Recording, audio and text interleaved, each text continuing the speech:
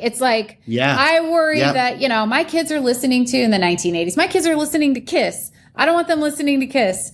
So I'm going to give them Petra. They're going to listen to Petra. Okay, problem solved, And it's much more abstract to be like, I want the souls of my children to be reoriented toward God when they hear this guitar riff. Welcome to Jesus in the Upper Left, where we're talking about gospel multiplication in the Pacific Northwest.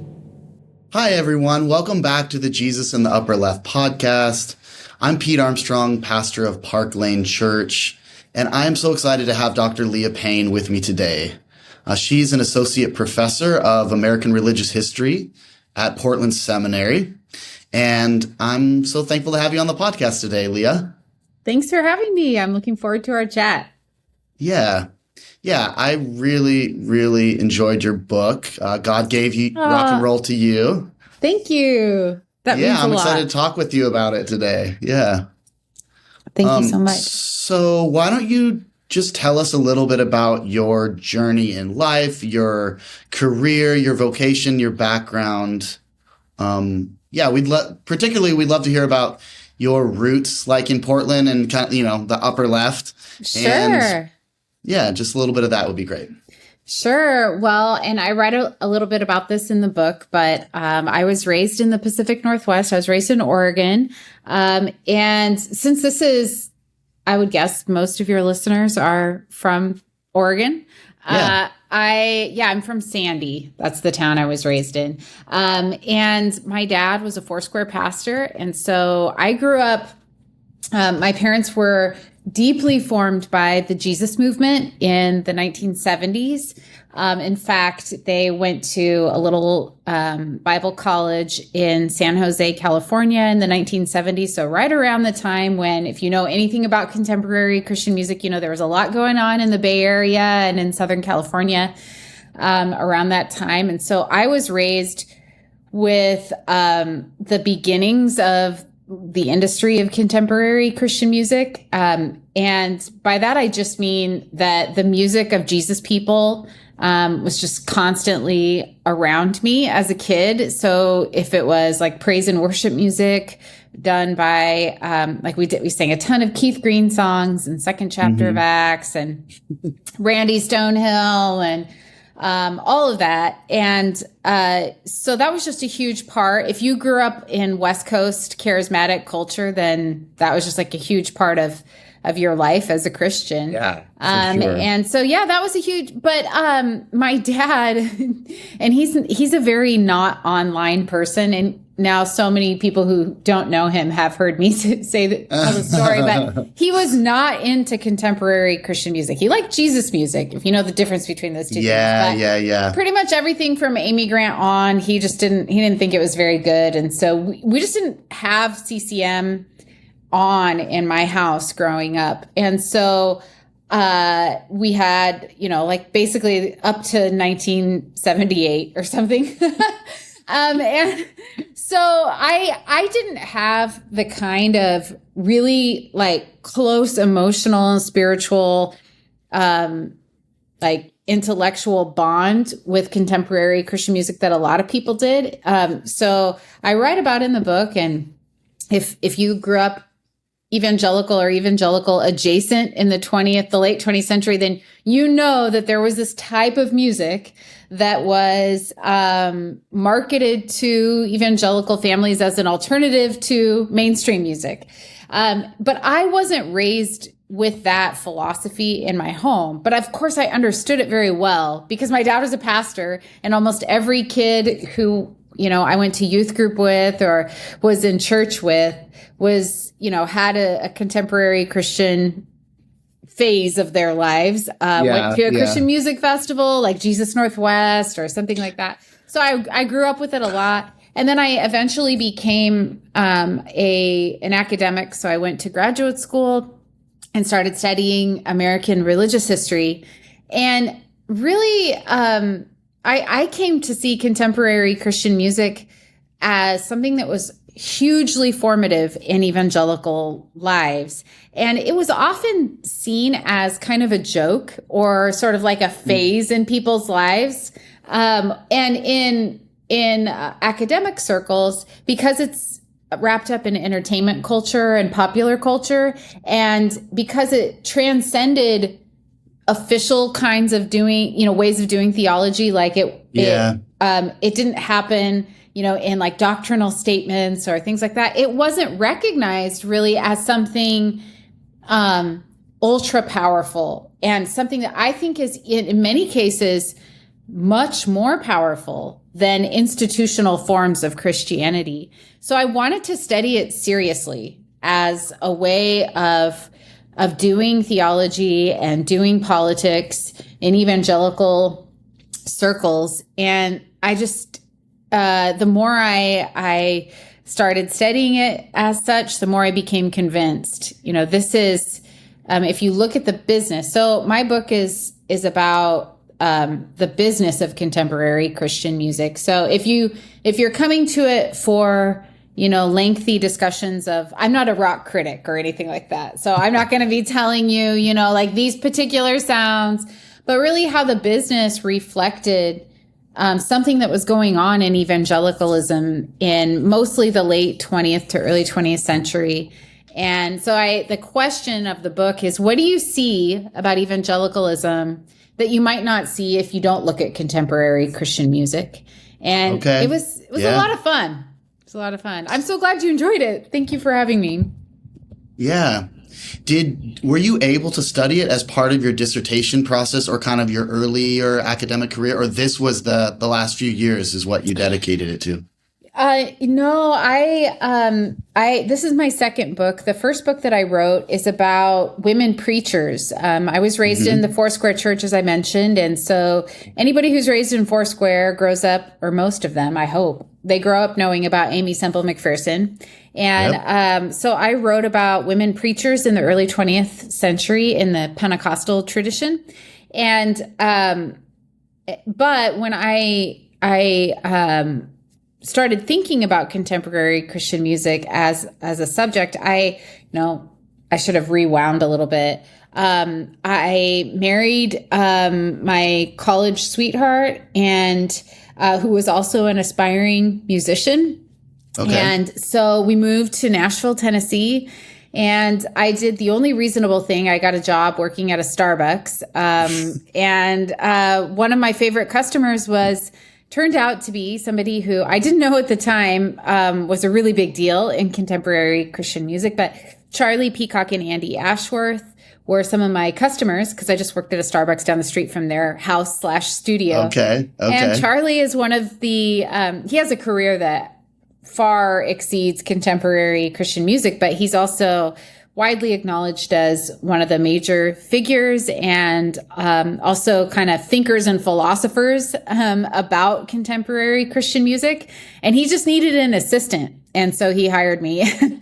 So I worked for him for several years. Yeah. And I learned so much. I mean, there was so much I did not know about CCM.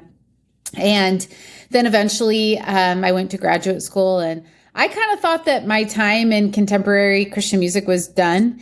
But as I started thinking about it after, I gotten a job and kind of moved on with life, I started thinking, wait a minute, that was really important. That was a really big deal.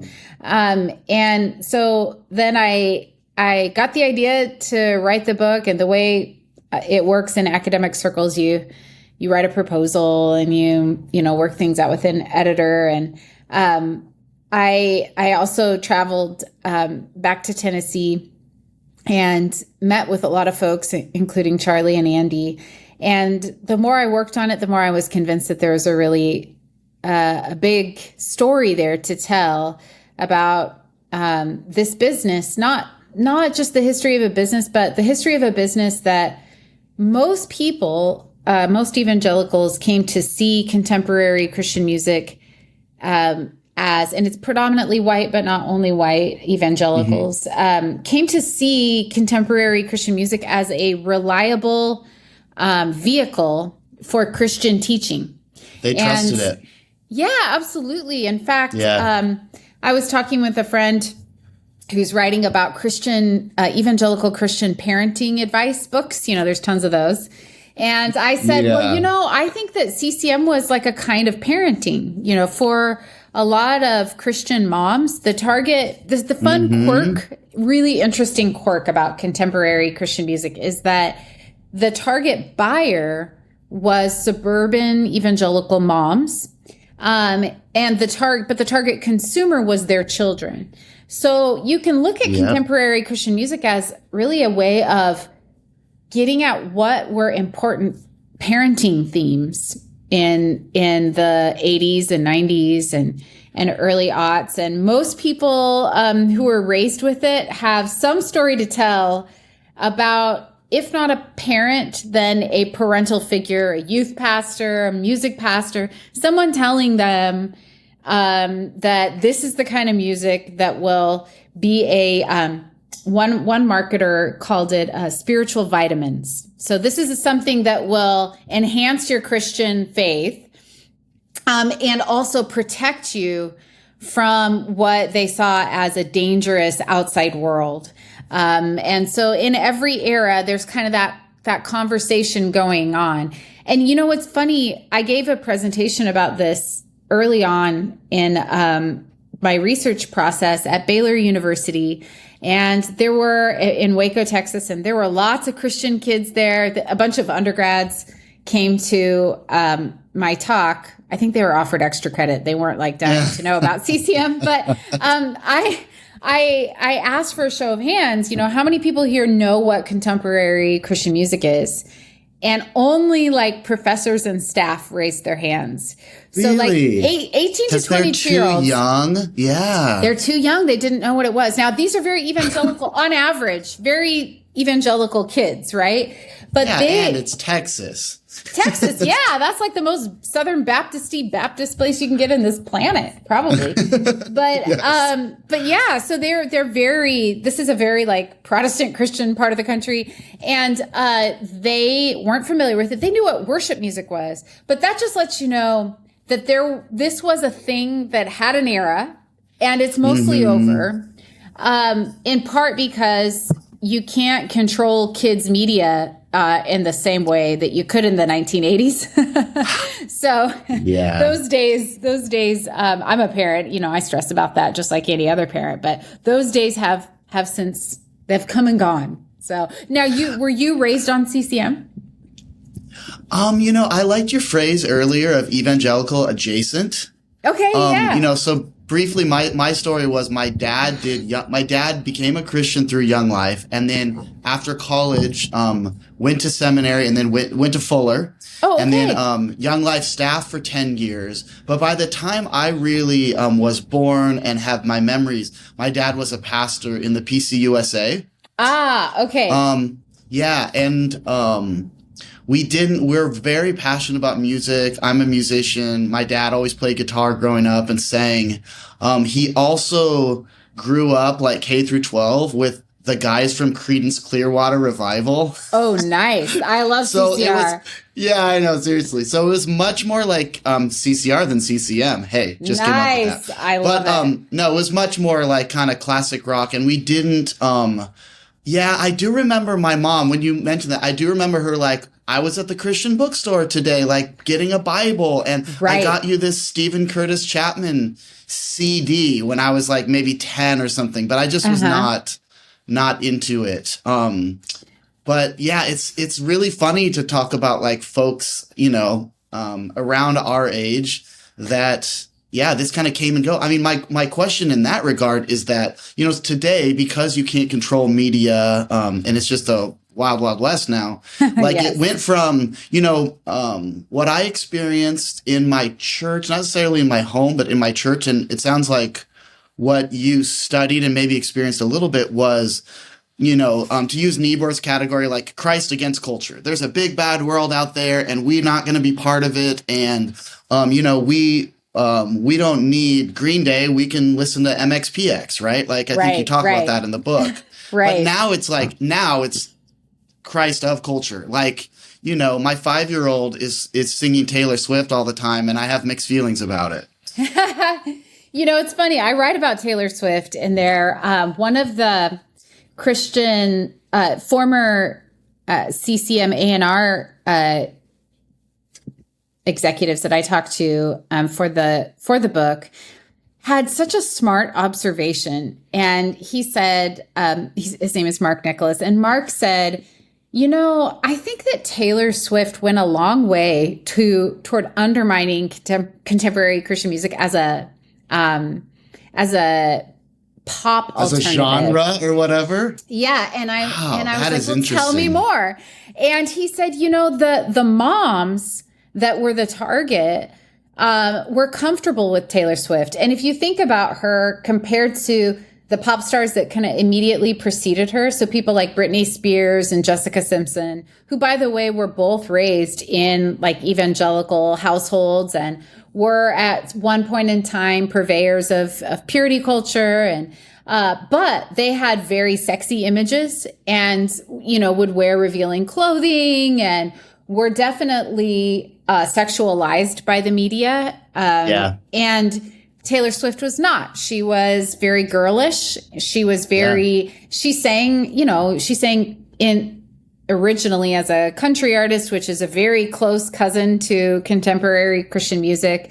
And she sang about praying and, not kissing a boy on the first date and, all these kinds of things that were very like comfortable for Christian moms. And so essentially, at that time, there were other Christian pop stars like Stacey Orico or Rachel Lampa who were out there, but you didn't really need them when it came to Taylor Swift, And there were a lot of other bands that were kind of like that. Like, what would be the Christian alternative to Lifehouse?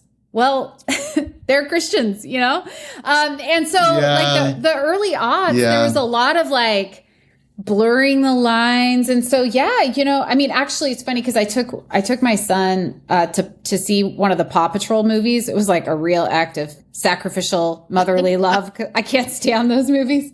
But anyway, I took him to, it was like in Beaverton, I think. It's fun to talk to someone in Portland because I usually talk to people all over the place. But anyway, I took him, it was Washington Square. I took him to the Washington Square Mall, and the Taylor Swift movie was playing right at that time.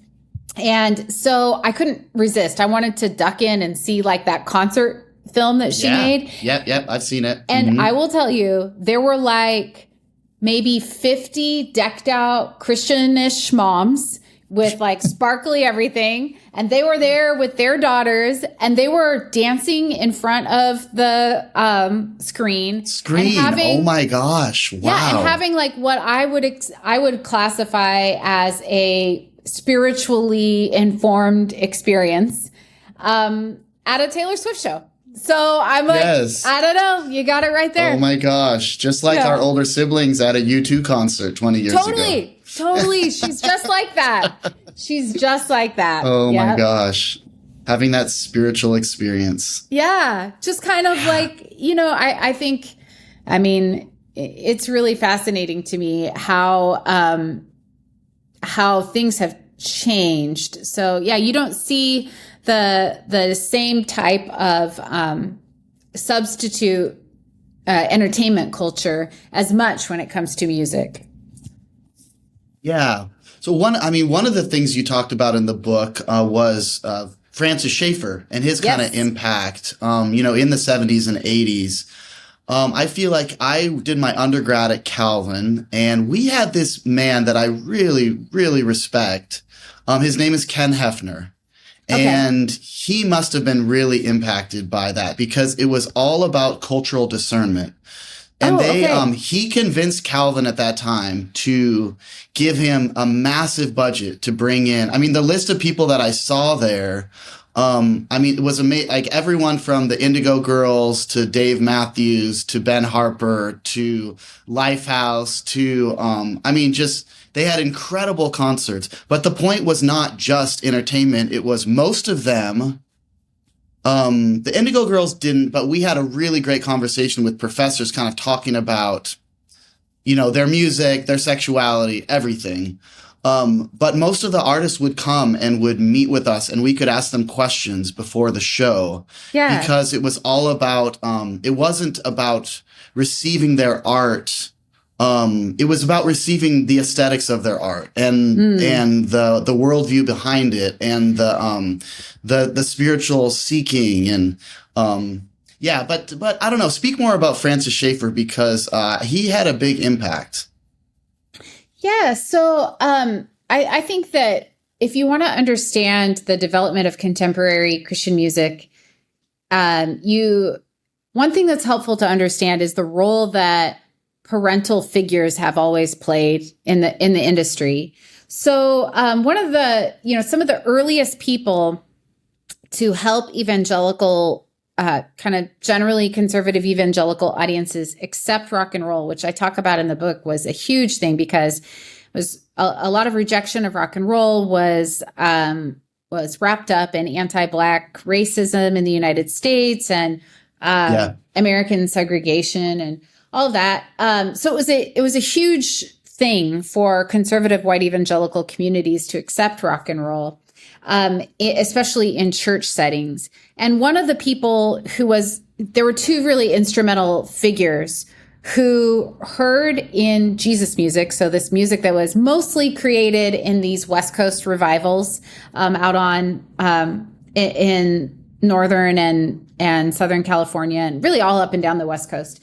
But there were a couple of people, Catherine Kuhlman, a televangelist, saw them and thought, I see something there that is, that she thought would be edifying for her audience. So you can actually look this up on YouTube. There is footage of her, Catherine Kuhlman, and if you know anything about her, she wore these really like dramatic dresses, and she definitely was an admirer of Amy Semple McPherson. So she's this kind of lady televangelist with gorgeous, long dresses and kind of this old-timey radio voice. And she brought all these essentially hippies, these young, very young converts to Christianity, all decked out in like psychedelic gear, to sing about God. It's a really extraordinary video. So she was one of the first people, but really the big one was Billy Graham.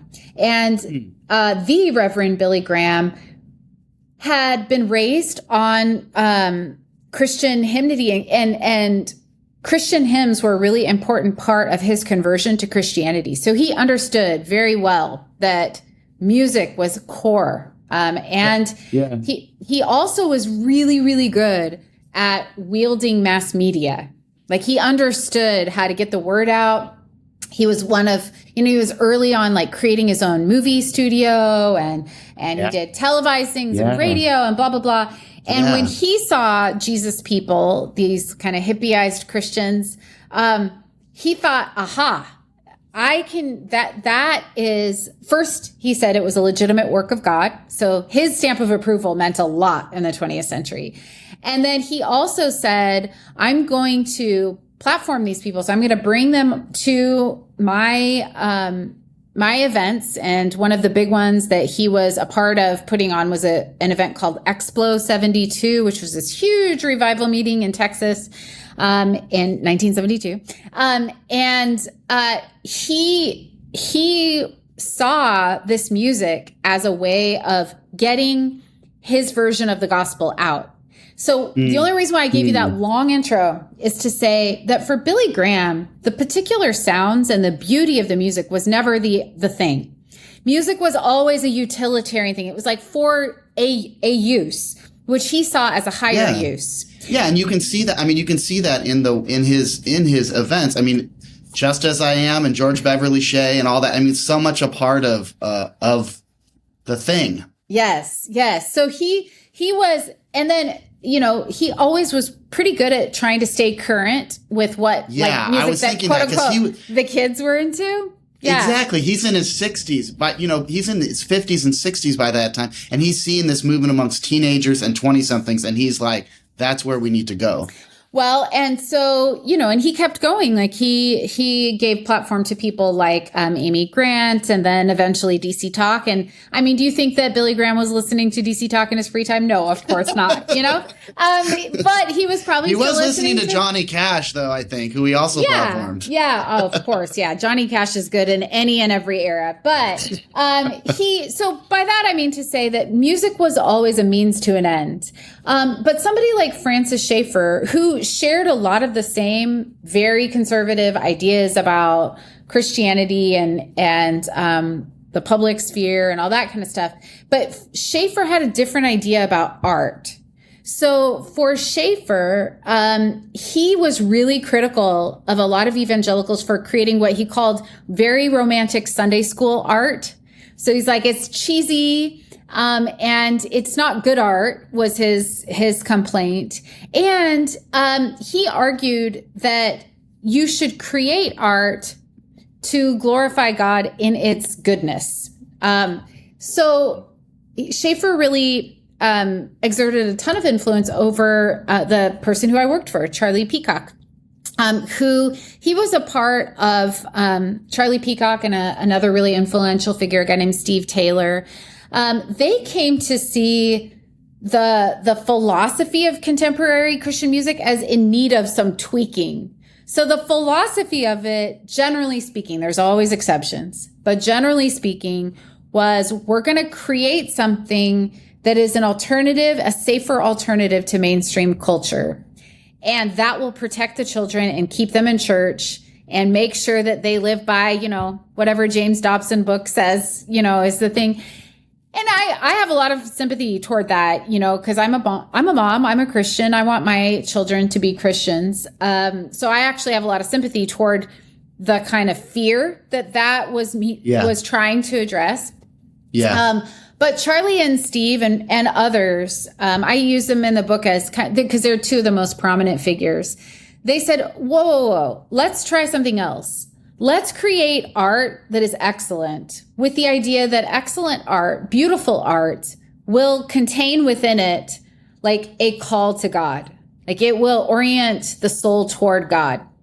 And so they were instrumental in, they both had very big, their own artist careers. But when they became producers and record label owners, they were the kind of their most prominent artists were a very well-known band called Switchfoot, if you've heard of Switchfoot, and Sixpence None the Richer. Both of those bands had the very unusual honor of being accepted in mainstream circles and also appreciated in evangelical audiences, among evangelical audiences. And the idea there was to create something that was just good art and that it would draw people to God. And they had huge successes, but also they found that in general, that kind of more utilitarian approach was just more popular. Like the idea that you were going to protect your kids and you're going to do it in this way, that is such a compelling argument. Even when you have really successful bands like Switchfoot and Sixpence None the Richer, the market itself, the business itself, it was very hard to survive in that world because the dominant philosophy of art, the Billy Graham model, was ultimately, I think, for most people more compelling than the Schaeffer, and in part because it's sort of concrete. Right? It's like, I worry that, my kids are listening to in the 1980s. My kids are listening to Kiss. I don't want them listening to Kiss. So I'm going to give them Petra. They're going to listen to Petra. Okay, problem solved, And it's much more abstract to be like, I want the souls of my children to be reoriented toward God when they hear this guitar riff. It's a more abstract idea.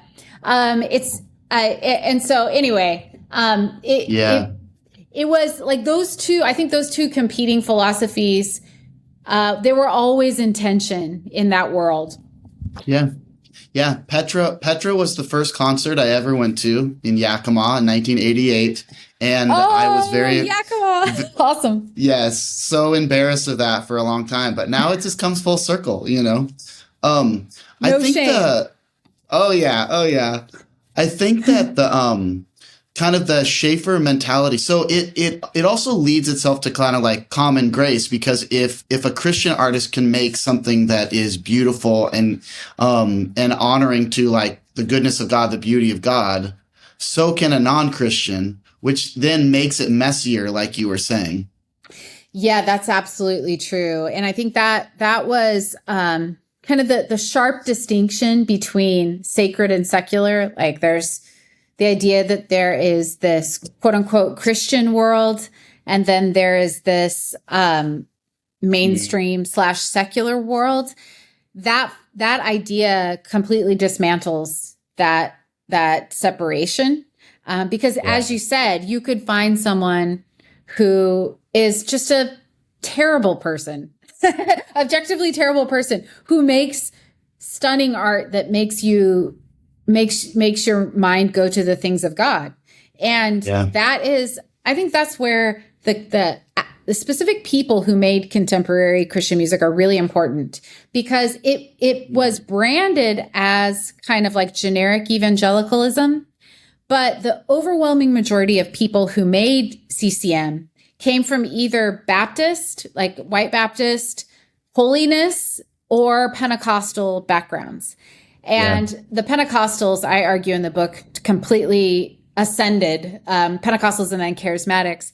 But if you think about holiness people, you think about a group of people who have, like, they practice, they're kind of old school. They have like old school holiness practices where, if I grew up in the charismatic, West Coast tradition, but if you go to the American South, where I lived for many years, you will see holiness people with, very conservative dress, very like women not wearing makeup or cutting their hair, like that type of idea that it's important to get radical and that your personal holiness reflects and serves as a conduit for the power of the Holy Spirit to flow through your life.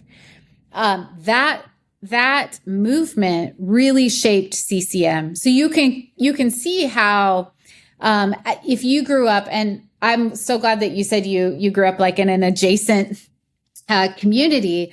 I have so many stories from people like you who grew up in mainline circles, who through CCM actually were introduced to evangelical ideas. And sometimes their parents were kind of worried about them. Like one of my people I talked to said, I was raised by a Methodist mother and a Catholic father. I went to a Southern Baptist youth group camp, like a week of camp, was introduced to CCM, came home worried that my dad was going to hell, because he was Catholic. And my mom was like, what? So I think it's important to note that it's not a generic quote unquote Christian form of Christianity. It's actually pretty small group of people who are creating music that reflects Christianity as they see it. And it's very specific kind, which includes in certain circles, a really harsh distinction between the outside world and the Christian world. Yeah. It's hard in Portland, right? Because we live in a different part of the country. Yeah. So let's talk about Portland a little bit. Yeah. Or even, I know a lot of things have happened on the West Coast. Think about the last 50 years. But then I've also heard that Portland was, a city where there wasn't a lot of revival and, So what's your kind of, what's the first thing that you say to pastors, leaders, maybe picture somebody that is moving here. This has happened so much the last 10 to 15 years, but someone from Georgia, from Tennessee comes up to Portland to plant a church. Like, how would you help them learn the context a little bit? Oh, yeah. Well, I would say that, that would change, depending on the era. I would say Portland actually does usually have room for a certain like a certain style of Christian. And the example that I think of right away, and maybe, I don't know if this might be like I should do a trigger warning for some of your listeners, but the example I think of right away is Mark Driscoll in Seattle. Seattle is a very liberal city, not a very churched area. And yet Driscoll had this huge, very influential. I was there from 2004 to 2010. So it's just like, Yeah. So that was big, right? Like that was a huge. So the reason why I bring him up is it's actually interesting. Like 100 years earlier, there was another guy who was huge in Seattle. I think his name was Mark Matthews in Seattle. And he had a kind of a similar, like hellfire and brimstone, kind of tough talking brand, and more like a fundamentalist. So even like liberal cities actually have a capacity a lot of times for kind of firebrand preaching, so that always is interesting to me. Like, there's, and then, from the outset in the Portland area, Pentecostals did quite well. Like, for a long time, one of the biggest contributors to Amy Semple McPherson's church was Portland Foursquare Church. It wasn't like in Los Angeles, which is where her ministry was based. So I think Portland Foursquare Church, where was that, in downtown Portland, or where was that? Well, in the earliest days, I don't know where the building was, but now it's in a, like the church that's known as Imago Dei. Like they've had some building switches. But I don't know where the original campus was. That's amazing. I didn't know that. Right in Portland. Of course, Portland was a lot smaller at that time. But there's lots of churches here. I think what I would say is if you were coming from like Missouri or Mississippi or, parts of the country where there's a lot more civil Christianity. And by that, I mean like Christianity is a much bigger part of the culture. Like, if you were a real estate agent, a great place to go to get clients would be church, it's like a huge part of just culture. Oh my gosh. And I have no value statements on whether or not that's good. It's like a lot of things. There's pros and cons, but no, we had somebody in our church plant in Seattle that moved from Florida, and I felt like she was just at the church to get clients to network. And it kind of worked. It worked in Seattle even. So whatever. Yeah, see, but all that to say is that people understand that churches are big cultural and civic hubs in society, and I think so. That's one thing I would tell somebody if they were moving from another part of the country is you can't take that for granted. Churches don't have the same public value that they do in the South. And so if you like being associated with the church isn't necessarily going to do the same things for you that it would if you live, I lived in Nashville for many years. And I remember my own dad, who was a Foursquare pastor, told me that it was rude to ask someone about religion or politics because that's how it was in Oregon, And then I moved to the South and people are like, they don't just ask, are you religious? They're like, where do you go to church? And they have a Protestant church in their mind. So they got like so it's a much different culture. I think that in the Pacific Northwest, historically, it's a great home for innovators. So people trying new things. And sometimes that goes outside the bounds of what most people would think of as Christian orthodoxy. So sometimes it gets very, like there's a reason why Wild Country, like the Rajneeshpuram I saw was in you wrote Oregon. an article about that too, right? Yeah. Oregon is a great place if you're going to try something new and weird, So I think, but the same thing applies to people who do non-traditional forms of Christian ministry, like innovative stuff thrives here. I think that from my perspective, the cycle of revivalism, and by that I mean, and I'm going to say, and I hope this isn't like too painful, but, the whole thing that there's like an it church, that will be an it church for 5 or 6 years. I have to say, my heart goes out to staff pastors at it churches because, the pressure's so intense, right? Like, and so I think the life cycle of those kind of it churches is shorter on the West Coast than it would be like in other parts of the country that have a more like Midwest American South. So I think that's kind of hard for, especially if you're like a pastor or a church planter and you're not familiar with that part of the culture. It can get really discouraging. It's very, I think the social networks operate differently in the Pacific Northwest than they do in the South. Like, for example, I remember learning when I talked to someone from Tennessee, they said, I just want to make Tennessee proud. And I was like, what? I'm from Oregon. And I have never once in my life thought my state, is Oregon proud of me? I just had no thought about that. But if you are in other parts of the country, they have, and I have came to admire a lot of the dense social networks that exist in the South that are wrapped up in the church. So for example, the idea that you'd go to the same church that your great grandparents went to is almost unheard of in Pacific Northwest. Yeah. First off, that church would have even existed that long, right? They're very young churches. And then second, that you would even value that, because there's a lot of anti-institutional, like anti-tradition culture in the Pacific Northwest. So I would think that if you're coming from other parts, especially just older parts of the country, that would be so important to know. Because you'd save yourself a lot of needless discouragement. Because if you're not able to get plugged into those networks, that doesn't mean you're necessarily doing anything wrong. They might just not exist, in the way that they do in other parts of the country. What do you think? You're in church ministry much more.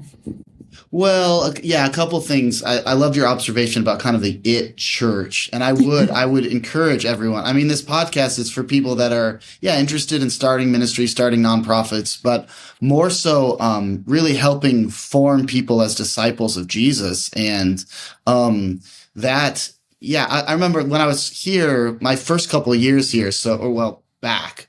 So like 6-7 years ago, I heard Rick McKinley say that, him and Josh White and John Mark Comer, they had a joke because basically they would get pissed off at Rick, then go to John Mark's church for like a year, then go to Josh's, hop around to Bridgetown, Door of Hope, Imago Dei.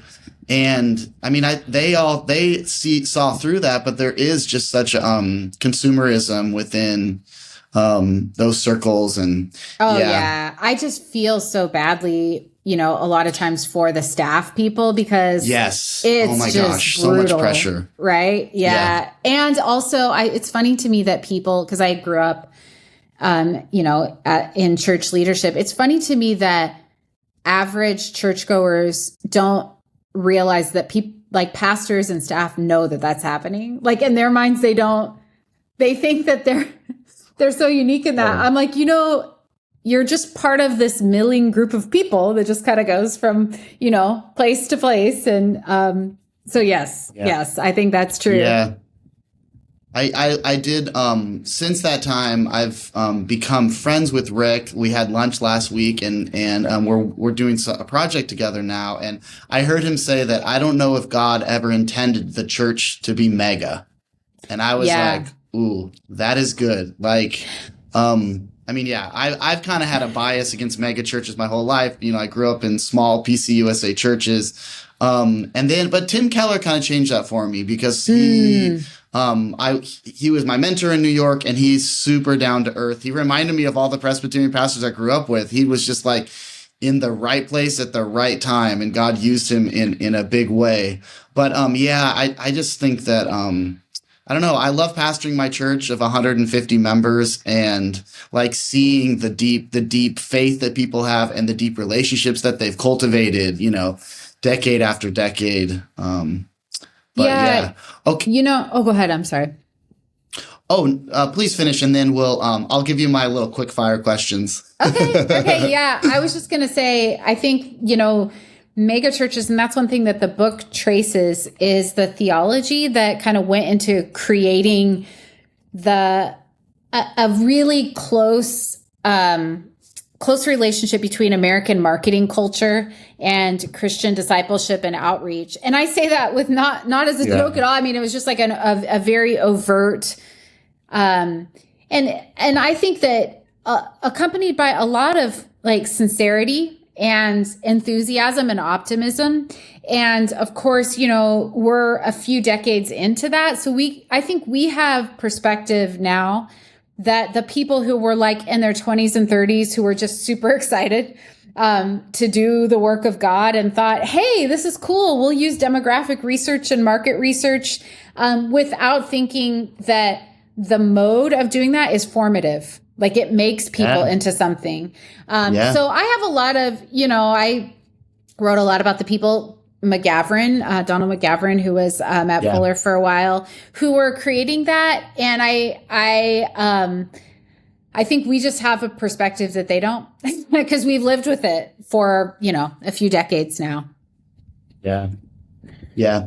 So quick questions. What was the most, you already alluded to a couple, but I want to hear one more. What was the most fascinating interview you did for the book, that you can tell us about? We need names, some of them, Leah. Some names. Of them I can't tell you about. Because I did say, in the foreword or the acknowledgement section, so grateful to people who agreed to be on the record and off the record. Yeah. Oh wow. I'll tell you about the person my brother who read the book, who has no other interest in CCM. I don't think. I think he read it as a work of brotherly love. The person that he texted me about, like in the middle of the book, because I talked to so many fascinating figures, but I think I'd have to take the person of Nikki Leonti, who grew up in West Coast charismatic, like street ministry, super talented singer, signed a record deal at a very young age, was sent on the road at like 14 or 15 years old with no parental supervision. Was marketed as an alternative to Britney Spears, and eventually had a relationship on the road. I detail it a lot in the book. She got pregnant, was then like outside of marriage, was then cast out. And it was a devastating experience for her and for her child, and eventually had to rebuild her life outside of the kind of CCM stardom. And her story is so compelling. And I have to say that, spoiler alert, you got to read the book because there's a lot more in it. But she ended up remarrying, has a beautiful family, has a thriving life, is an amazing singer. She was a backup vocalist for Carrie Underwood and has done many other things in her life. So she has, like a really fulfilled and fulfilling life. But her story it just kind of cuts you to the heart. My brother texted me. I have it in like different sections and different chapters. And when he was reading kind of the really heartbreaking section of her story, he was texting me like, is she okay? I'm worried about her, And I think that story stands out to me in part because it shows the power of contemporary Christian music and the high stakes and the challenges of having putting marketing and Christian doctrine and really radical forms of asceticism is what I call it, like Christian, teachings about holiness on children, and having them be figureheads for these teachings that they don't even really understand super well because they can't, because they're like 14, I've thought so many times, and I'll say this, that I've thought so many times, I'm so glad no one was following me around with a camera and writing down things I said when I was 16 years old, because I'd be so embarrassed of that. But that's what evangelical media makers were doing to children. And in their minds, they were creating positive examples, but it was also just a really heavy burden on the figures. And, I like to meet old people and ask them about their Christian faith because they have a lot to tell me.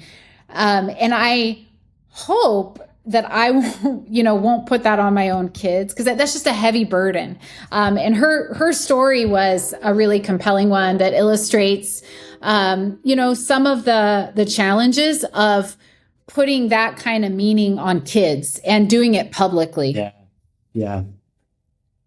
Yeah, that was a really powerful story. And it felt to me like, how do you put how do you make an example of a 16-year-old when they are so much at the start of their formation? And B, it felt a lot like, the Jesus that you and I know, like, has such a huge heart. And like that kind of people that Jesus was hanging out with were those people. And yet the church, Jesus' church, his body, treated her so much differently. And that's the part that cuts to the heart, like you said. Yeah. And, I think one part about that is that it was a business decision for those church people. And that's the rough stuff. That's the rough reality, is that it was bad for business to be publicly forgiving of her.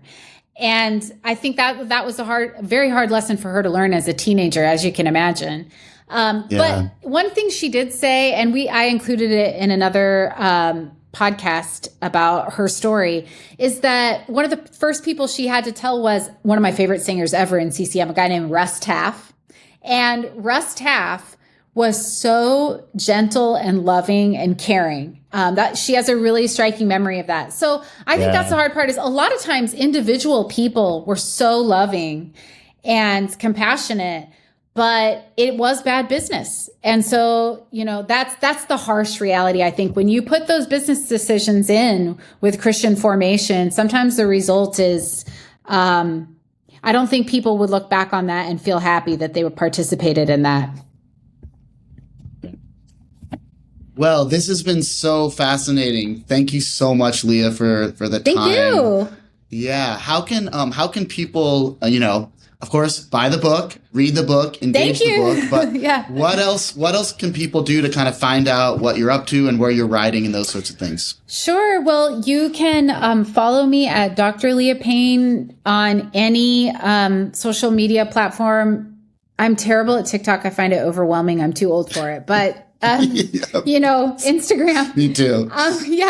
And or drleahpayne.com, which I only have the doctor there because there's another Leah Payne who's an artist who does really great things. But anyhow, so you can find me there, and I write things from time to time, and I love learning about people's experiences with contemporary Christian music. So I hope people will write to me. One of my favorite things is getting emails from people telling me their stories.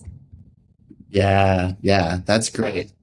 Thanks so much for joining us for this episode of Jesus in the Upper Left. We want to ask you a quick favor. Would you please subscribe so you don't miss a single episode, and share with those that are in your life that might benefit from the content. Hit the notifications button, rate and review, of course, and then head on over to upperleftshow.com, where you can find bonus content, opportunities to connect with those around the city that are doing similar work as you, resources to help you, and just a way to connect to the community. We hope to see you again next time.